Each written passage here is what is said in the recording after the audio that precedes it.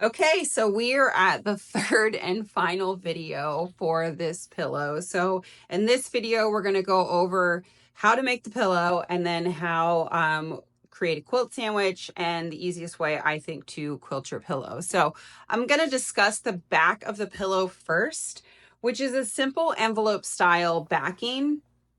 And for this size pillow, 2 fat quarters will work fine. So if you have a half a yard, great.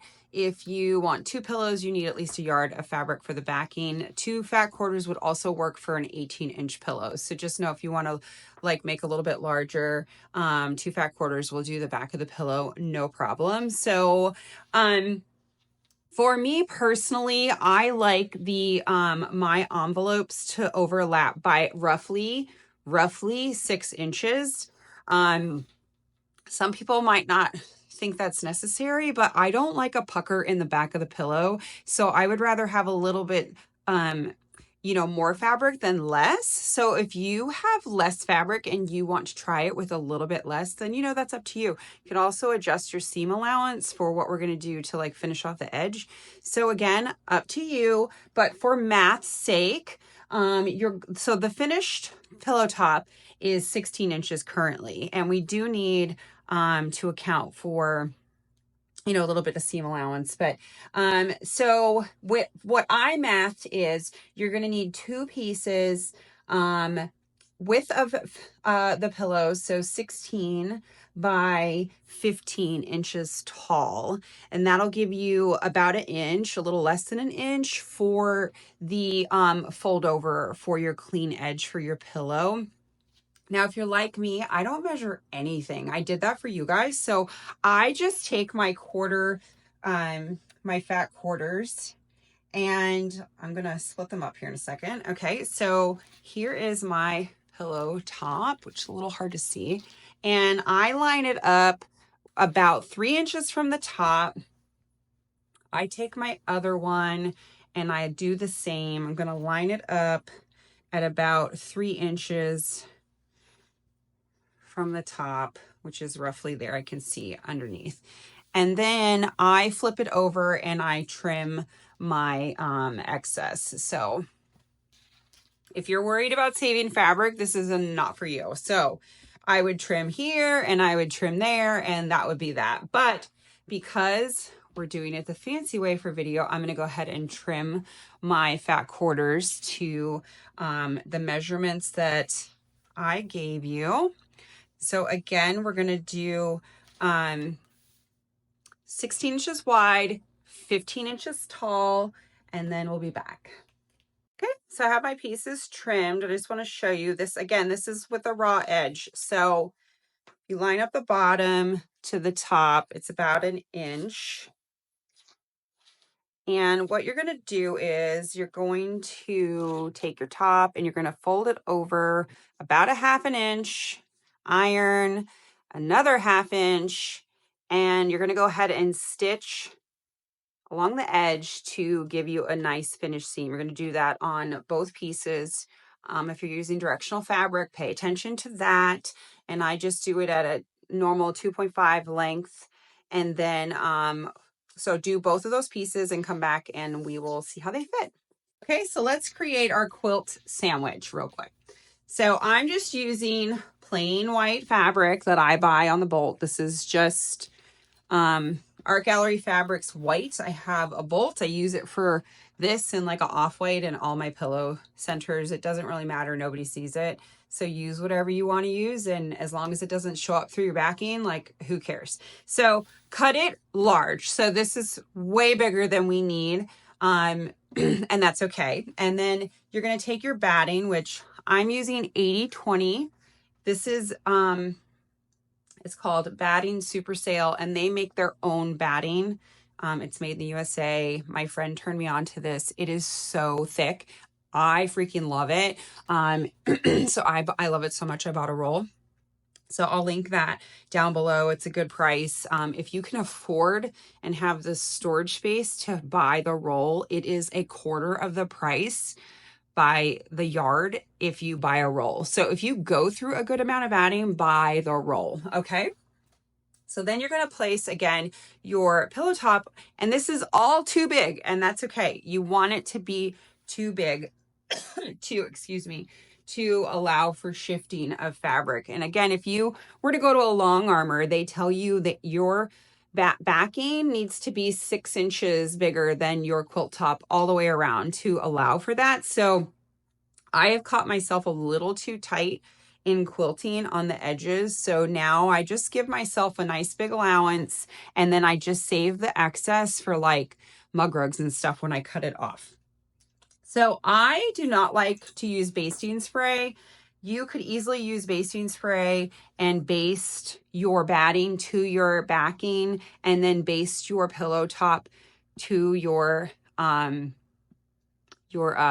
quilt batting, but I don't like using basting spray. It's not my favorite thing, and I definitely don't like to use it with my I think it's called Move It foot. I don't know if I'm saying it correctly, but I have this foot for my Avenir, and it's a dual feed foot that has like a roller on it. And I find that the basting spray kind of makes it drag. So I don't like to use it. And I'm going to use that to do the quilting. And if you saw part 2 of the Instagram reel, you'll see me using that foot to quilt the top of my larger pillow. And so what we're going to do here instead is I'm just going to use these safety pins that are bent already. They're meant for quilting, so you can easily just get them, you know, you don't have to like lift up your pillow top or your quilt top. And because this is so small, like I don't get super aggressive with the amount of pins that I use. It's pretty easy to keep this straight. One of the easiest ways, again, to keep it straight is to do a basting like the center, or a friend of mine who's an avid quilter told me to always start from the center out, and that will help you keep everything out in line. So always do that center line first. And then what I do is I do a couple out, and then I flip it and do a couple out, and then I finish off the edge, and that will push your fabric to the outside. So any stretch is going to go to the outside of your pillow top. Okay, so I'm not going to quilt this on camera, but again, if you saw the video, you saw me quilting a pillow top. I'm going to run this on my Avenir, and I'm going to use stitch length 3.5. That's just what I prefer for quilting and for the thickness of this batting. I am going to use Wonderfil.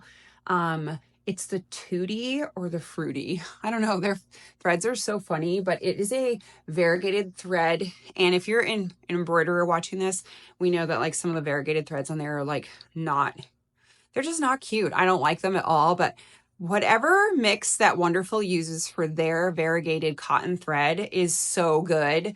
I am obsessed. I've bought like 6 colors, so I'm going to use a pink blend for the quilting on this. So once I get it quilted, I will come back and we will trim our pillow up. Okay, so here are our finished edges. You can see here 1 and 2. So we'll just check to make sure that I'm going to show you how they line up. So you're going to put right side down, line up the bottom here. Again, if you don't trim these in advance, because normally I do not, you can just trim them at the edge, and then it's easier than like trying to keep these lined up while you're sewing. So that's why I do that. But I also don't really worry about like not using every square inch of my fabric. So again, up to you. So at this point, that would be down. You take your next one and you would put it also right side down, and you would have this nice overlap. So this is obviously more than, let's see, it might be more than 6 inches, but let's see what this is. Yeah, so it ended up being 10. So, which again is fine by me, but if you want it to be a little less, you can adjust maybe you could do 10 inches tall. So like 16 by 10 inches tall. I'm going to leave this as is because it's good for me. Okay, so we're going to set this aside and we're going to talk about quilting. Now for this quilt block, personally, I would go for a diamond pattern. I know if a lot of you are not seasoned quilters and you're just doing this for the first time, maybe just straight lines would be the way to go. But I feel like straight lines would be even more difficult because you have all these straight lines in the log cabin. So if you wanted, you could quilt down the straight line of your log cabin. And even if you're going to do that, I would draw the lines on your pillow top. A lot of people use their quilt guide. Their walking foot has a guide, like a little post, and that's great. But I have a really hard time keeping that straight for whatever reason. And my machine does have a laser, but that makes me sick. So I like just drawing my lines onto my pillows because, again, this is just a pillow. It's just a small area. I'm not going to mark out an entire quilt with lines. But anyway, so for me, a diagonal is nicer because it's going to cross all of those straight lines. So that's what I'm going to be doing. So how I do that is I get my big old ruler here and I'm going to do 2 inches. I think that that's going to look nice. And what I do is, let me get my ruler right here. I start at the center and I'm going to take, this is like an air erase pen, and you can see all of your center points line up on the diagonal here. So I'm going to draw a line with this erasable pen. This one is air erase. I have a water erase. It just doesn't, it's blue and it's not going to show up as nice. So you might only want to do like a handful of lines at a time, depending on how fast your marker like goes away. So there's my first line. And then what I like to do is do the other diagonal line. And what this does is it kind of like, it tacks your pillow into place with your batting. So that way your other lines don't get like wonky. So a lot of like, if you went to a long armor, they run a basting line on the outside of your quilt to keep it in place. So I do a similar thing with corner to corner and make sure it's nice and pressed out. And then that should keep it into place. So once you have those 2 lines, then you can take your ruler and add 2-inch diagonals off of that first line. So I'm going to go ahead and mark 2 inches. And as long as your original line is straight, you will have straight lines all the way across your pillow. Now, once you wash this, nothing looks straight. So don't stress out. Like, I think I didn't quilt for a long time because I was so worried that it wasn't going to look right or I wasn't going to do it right. And at the end of the day, it really doesn't matter. Like, nobody notices and nobody cares. So, and when you wash it, like I said, it's going to look crooked a little bit anyway because it's going to wrinkle. So don't stress. Okay. So 2 inches here. Okay. So you're going to mark 2 inches and 2 inches. And then usually once I'm done with those initial lines, I'll come back and do the other side. Okay, we are so close to being done, but look how good that looks. This is all quilted. My favorite part is you can see it on the back, how nice that looks. Okay. So what you're going to do now is you're going to trim up your pillow.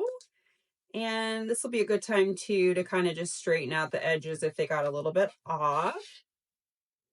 Thankfully, this is, need a new blade. 100% need a new blade. Thankfully, it's just a pillow, so if it's off just a tiny bit, again, it doesn't really like matter all that much. I am very unbothered by that. If you haven't figured that out. Okay. So in the Instagram reel that I posted, you will have seen I did a binding process on turning this into a pillow. And that's not something I'm going to teach today, but probably I could come back and do another video on how to do binding as a finishing option. So we are just making the standard envelope back for a pillow, which will be the easiest for most people. So here is our pillow quilt top, whatever you want to call it. And then we have our backing that we made earlier. So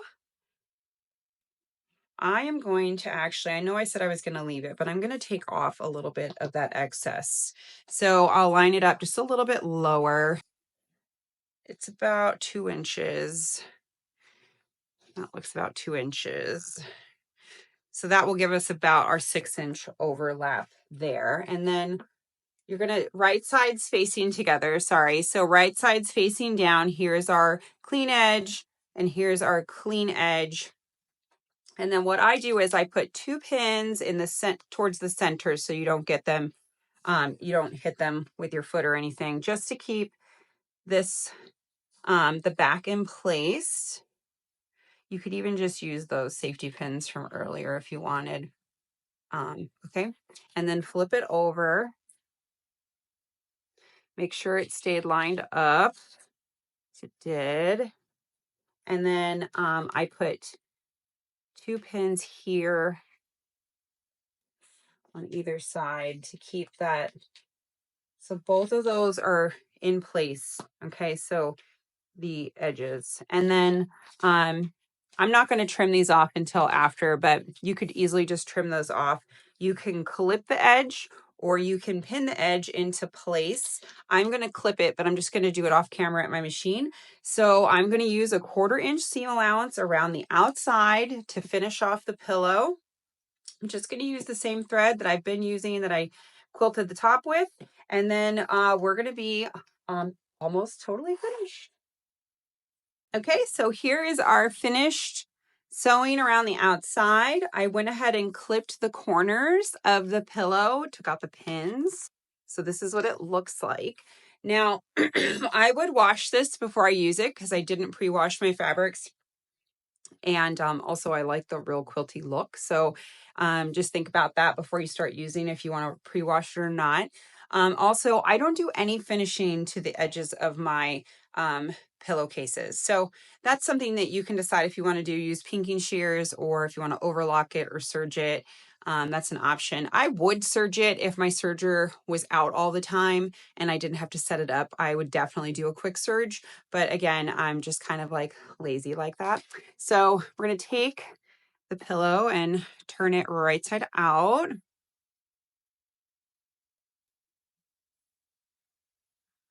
Poke out the corners. Again, I would wash this. How are you? Okay, here is our finished pillowcase. And then the lines you can see are still on there for some of the quilting. That's okay. They'll just fade off. Or if you used a washable or one that if you get wet, you could iron them off with some steam or starch, or you could just, again, throw it in the washing machine. They'll come right off. So just make sure all the loose threads are off of there. And then we're going to take our pillow form and go ahead and insert it.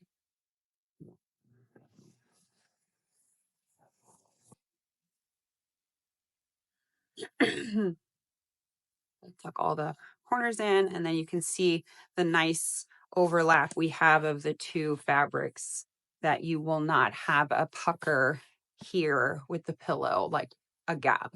I hate that. So finished pillow. So cute. All right. So I hope you give this a try. If you make a pillow or use our pattern, tag us on Instagram, post in our Facebook group. We'd love to see you, and talk soon.